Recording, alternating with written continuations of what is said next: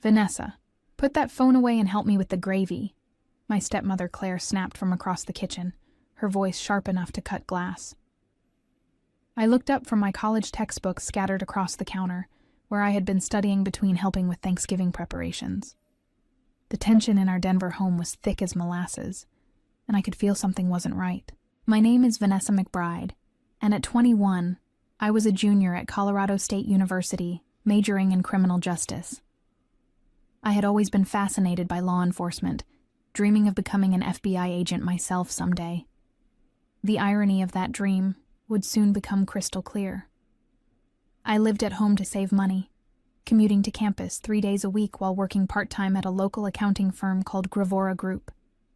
My father, Thomas McBride, owned a successful import-export business that had afforded us a comfortable life in an upscale neighborhood near Cherry Creek. Sorry, Claire.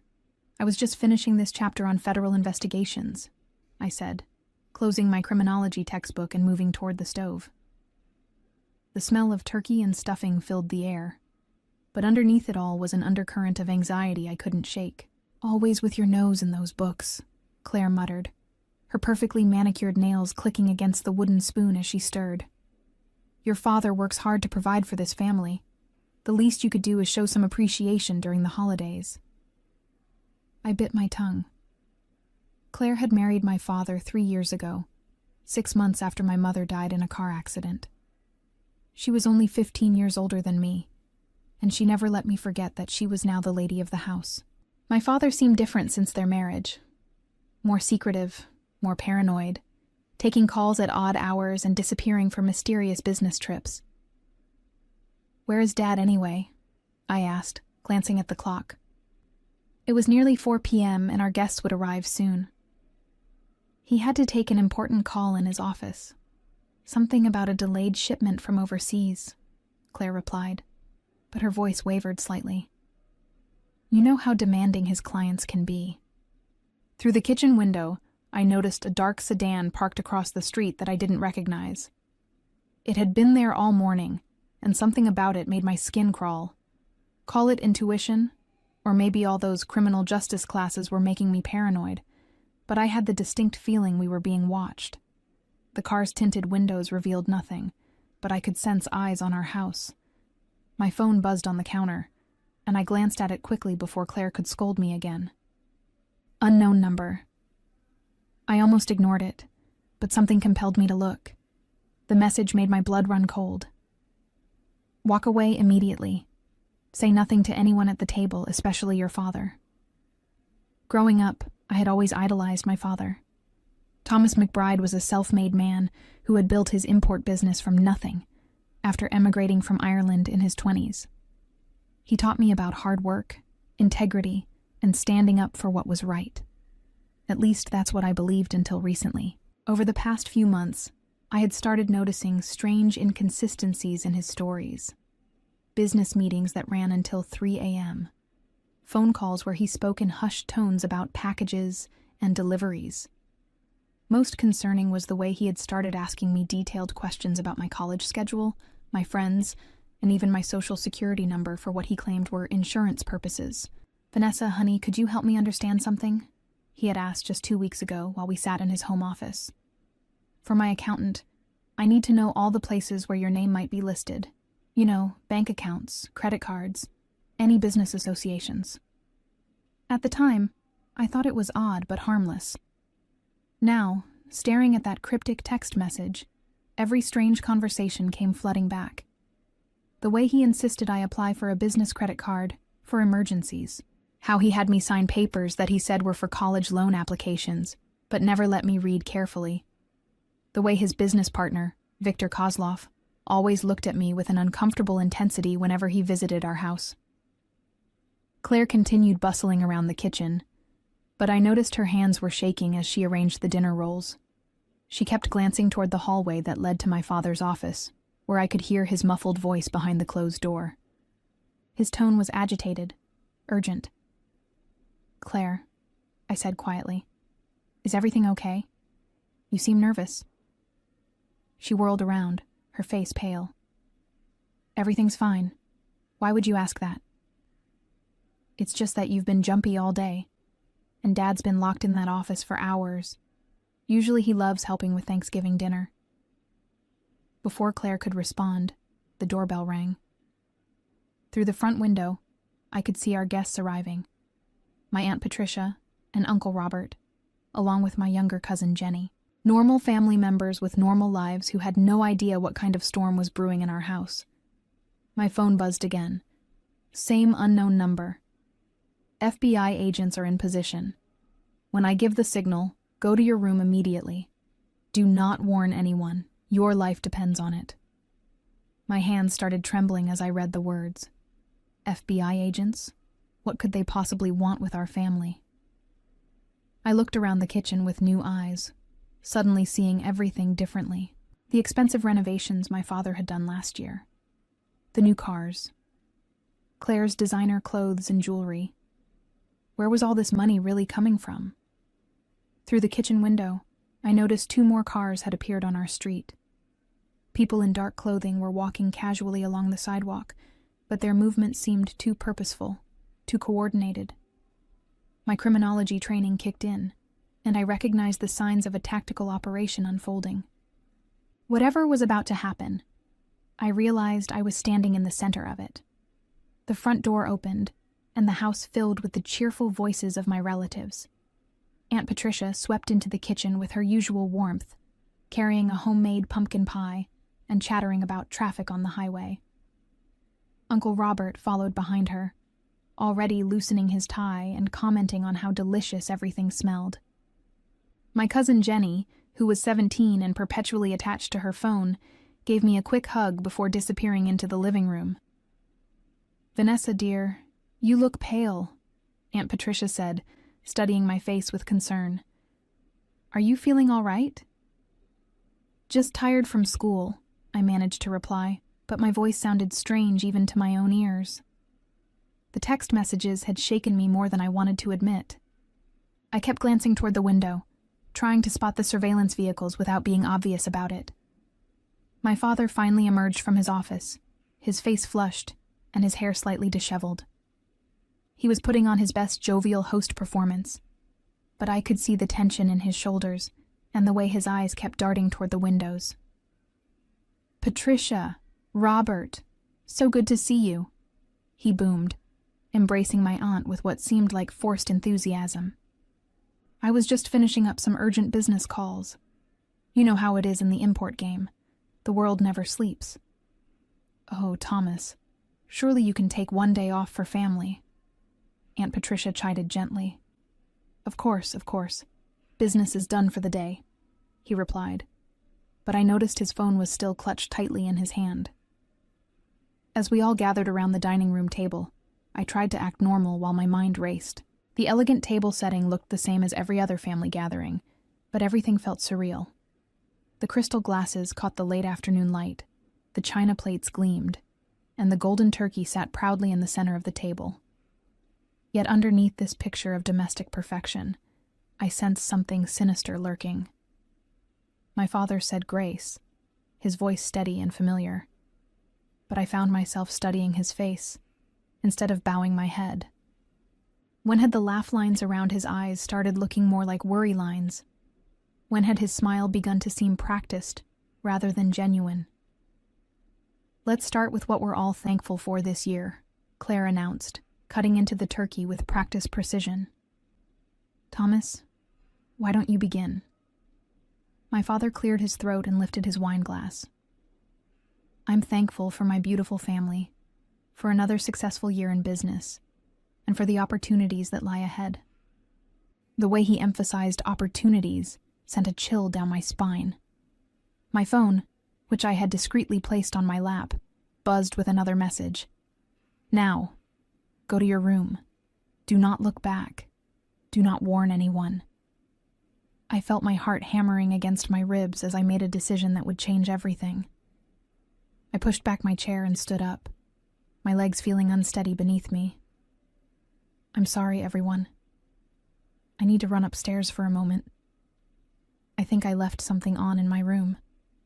Vanessa, the dinner just started," Claire protested, her fork suspended halfway to her mouth. "Whatever it is can wait."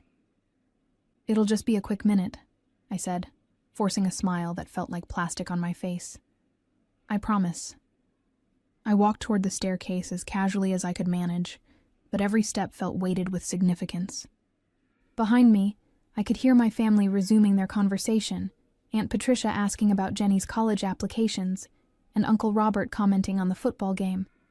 Normal family chatter that seemed to belong to a different universe than the one I was suddenly inhabiting. As I reached the top of the stairs, I heard the unmistakable sound of car doors slamming outside. Not just one or two, multiple vehicles arriving simultaneously. Through the upstairs hallway window, I could see dark SUVs positioned strategically around our neighborhood. Men and women in tactical gear were moving with practiced precision, surrounding our house. My phone rang, making me jump. The same unknown number that had been texting me. "Hello?" I whispered, my voice barely audible. "Vanessa McBride?" The voice was crisp, professional, female. "Yes." "This is Special Agent Rebecca Torres with the Federal Bureau of Investigation. I need you to listen carefully and follow my instructions exactly. Your life may depend on it." The words hit me like a physical blow. FBI. This was really happening. "I don't understand. What's going on?" "Your father's business is not what you think it is. We have evidence that he's been using your identity to facilitate illegal arms trafficking. You're not just an innocent bystander. You're being set up as a fall guy for federal crimes." The hallway seemed to spin around me. Arms trafficking? My father? The man who had taught me to ride a bike and helped me with my homework was a criminal? "That's impossible," I breathed into the phone. "He imports textiles and furniture." "Vanessa, listen to me. In about 30 seconds, we're going to execute a federal warrant on your house. Your father is expecting this. We believe he's planning to eliminate any witnesses who could implicate him. That includes you." The words "eliminate witnesses" sent ice through my veins. "You're saying my father wants to kill me?" "We have recorded conversations indicating that he views you as a liability. He's been using your personal information to create shell companies, forge documents, and launder money from weapons sales. If he goes down, he's planning to make it look like you were the mastermind." Downstairs, I could hear the conversation continuing normally. Jenny was laughing at something Uncle Robert had said. Claire was asking if anyone wanted more wine. The domesticity of it all felt obscene given what I was learning. "What do I do?" I whispered. "Stay exactly where you are. Do not go back downstairs under any circumstances. We're coming in through the front door in 10 seconds. Your father may try to call you down. Do not respond." As if on cue, my father's voice boomed up the stairs. "Vanessa, come down here, sweetheart. Your Aunt Patricia wants to tell you about her trip to Europe." My blood turned to ice. The timing was too perfect, too convenient. Agent Torres was right. He was trying to get me back downstairs before the FBI arrived. "Vanessa," my father called again, his voice sharper this time. "Come down here right now." Through my bedroom window, I could see tactical officers taking positions around our house, snipers on neighboring rooftops, armored vehicles blocking both ends of our street. This wasn't just an arrest. This was a major federal operation. "They're here," Agent Torres said through my phone. "Whatever happens next, do not move from where you are." The front door exploded inward with a tremendous crash. Shouts erupted from downstairs. "FBI, federal agents, everyone on the ground." I could hear my aunt screaming, chairs scraping against the floor, and my father's voice raised in furious protest.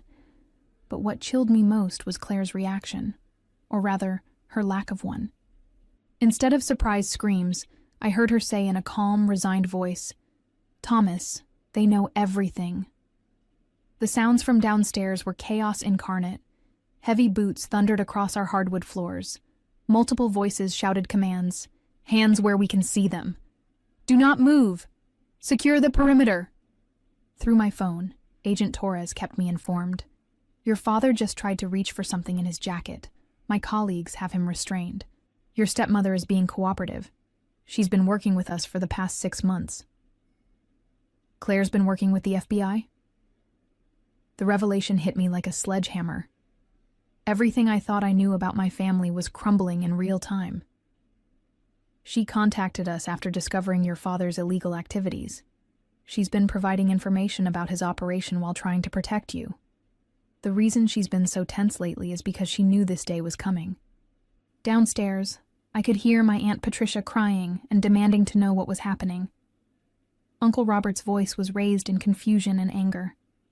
My cousin Jenny was sobbing. These innocent family members had been dragged into a federal takedown because of my father's crimes. Vanessa, I need you to understand something, Agent Torres continued.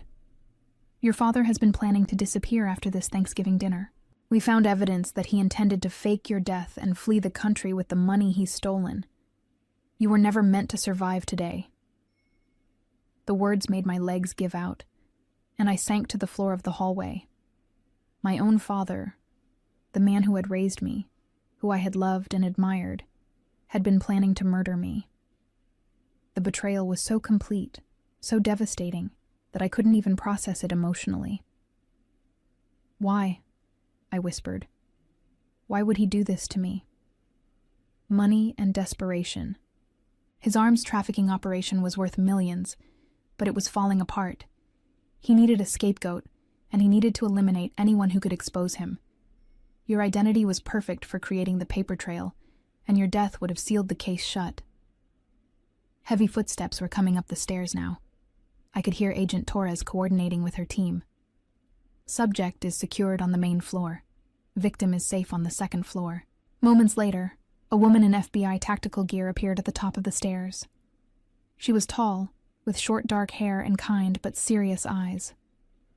Vanessa, I'm Agent Torres. You're safe now. I looked at her numbly, still trying to process everything.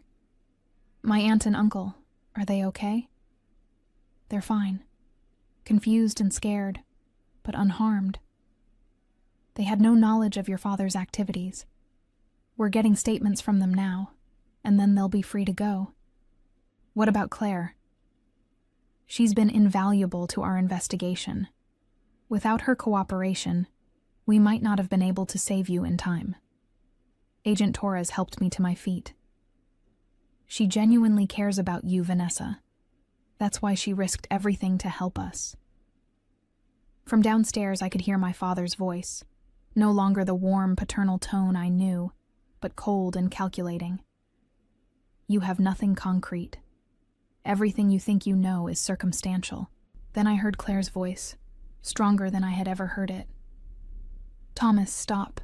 They have the recordings. They have the financial records. They have everything. You recorded me? My father's voice was filled with rage and disbelief. You treacherous. I protected your daughter, Claire shot back. Something you were never willing to do. Agent Torres looked at me with sympathy. I know this is overwhelming, but I need you to understand. You're not in trouble. You're a victim here. However, we're going to need your help to make sure your father pays for what he's done. Agent Torres led me downstairs, where the scene looked like something from a crime drama. FBI agents were photographing everything, bagging evidence, and coordinating through their radios. My aunt and uncle were seated on the living room couch, looking shell-shocked, but physically unharmed. Jenny was clinging to her mother, tears streaming down her face. My father sat in a chair near the dining room table, his hands zip-tied behind his back. When he saw me coming down the stairs, his expression shifted from anger to something that looked almost like relief. Vanessa, thank God you're safe, he said, his voice taking on that familiar paternal warmth. These agents have made some terrible mistake. I can explain everything. But I could see right through him now. The performance was flawless. The concerned father, the innocent businessman caught up in a misunderstanding. If I hadn't heard Agent Torres's explanation, if I hadn't seen the tactical operation unfold, I might have believed him. Don't, I said quietly. Just don't. His mask slipped for just a moment, and I saw something cold and calculating in his eyes. This was the real Thomas McBride, Not my loving father, but a criminal who had been willing to sacrifice his own daughter to save himself. Claire approached me cautiously, her face streaked with tears. "Vanessa, I'm so sorry. I wanted to tell you everything, but the FBI said it was too dangerous.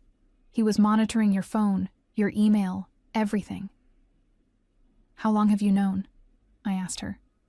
"I started suspecting something 6 months ago, when I found documents in his office. Bank accounts I'd never heard of. Shipping manifests for items that didn't match his business records. When I confronted him, he threatened me." She wiped her eyes. "But when I realized he was planning to involve you more directly, I contacted the FBI. Agent Torres joined our conversation. Claire provided us with crucial evidence: financial records, recorded conversations, shipping documents. Without her courage, your father might have successfully framed you for his crimes." I looked at my father again, studying the man who had shaped my entire worldview. Was any of it real? Our relationship, the values you taught me, the person I thought you were? He met my gaze steadily. "I loved you, Vanessa. I still do. But love doesn't pay for college tuition or keep a roof over your head. I did what I had to do to provide for this family. You were going to kill me," I said flatly. For the first time, his composure cracked completely. "It wouldn't have been personal. It would have been quick, painless. You would have died believing your father loved you."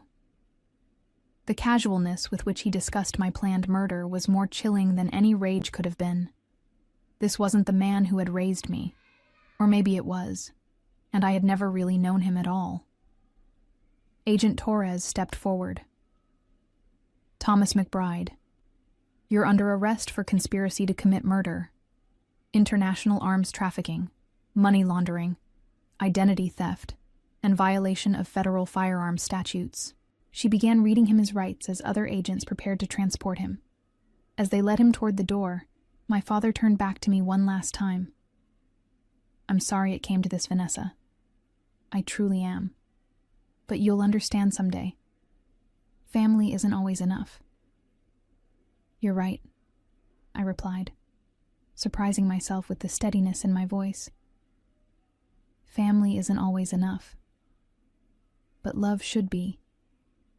And real love doesn't involve murder."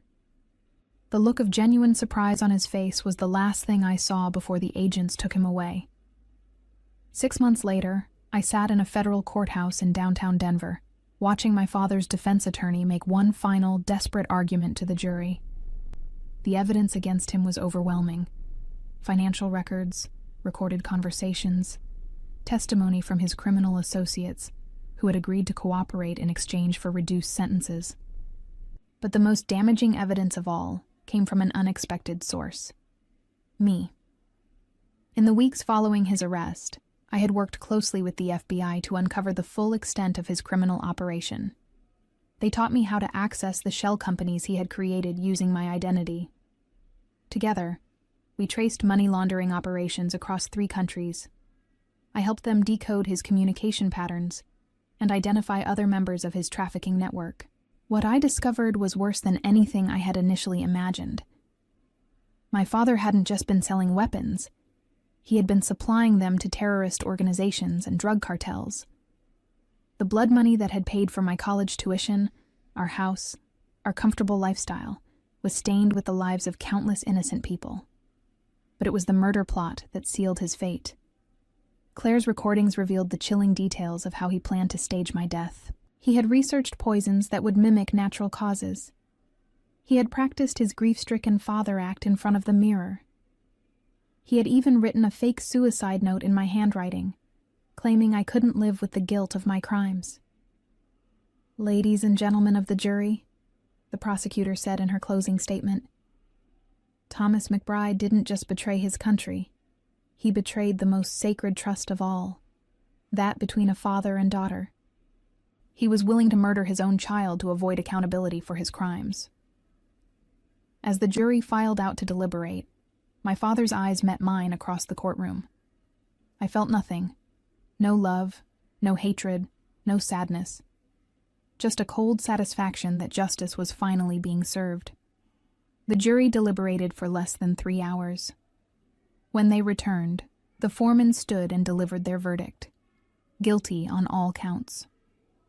My father's face remained impassive, but I saw his hands tremble slightly as the judge announced his sentence. Life in federal prison without the possibility of parole. As the guards led him away in shackles, I felt a profound sense of closure. The man who had raised me was gone, but the monster who had planned to kill me was finally being held accountable. Outside the courthouse, Agent Torres found me on the steps. "How do you feel?" she asked. "Free," I replied, and meant it. For the first time in months, I feel completely free. Claire joined us, her face showing the relief of someone who had carried a terrible burden for too long. "Thank you," she said to me, "for being strong enough to see this through." "Thank you for saving my life," I replied. "I know it couldn't have been easy." She smiled sadly. "You're the closest thing to a daughter I've ever had. I couldn't let him hurt you." Agent Torres handed me a business card. "I meant what I said before. If you're still interested in a career with the FBI, you have my recommendation. What you've accomplished over these past 6 months, the way you've helped us unravel this case, shows exactly the kind of integrity and intelligence we need." I looked at the card, thinking about my childhood dreams of becoming an FBI agent. Those dreams had been born from watching my father, believing he represented justice and moral courage. Now I knew the truth about him, but somehow that made my calling even clearer. "I'll think about it," I said, but I had already made my decision. Years later, Thomas McBride died alone in federal prison, his arms trafficking network completely dismantled, and his co-conspirators serving lengthy sentences. His reputation was destroyed, his assets seized, and his name became synonymous with betrayal in law enforcement circles. Claire used the seized assets to establish a foundation for victims of arms trafficking, ensuring that his blood money would finally serve a righteous purpose. As for me, I graduated summa cum laude and joined the FBI's counterterrorism division, where I specialized in tracking down criminals who exploit their own families for profit. Every case I solved, every criminal I helped bring to justice, felt like a small victory over the man who had tried to destroy me. The revenge I had sought wasn't just personal. It was a commitment to ensuring that no other child would suffer what he had planned for me.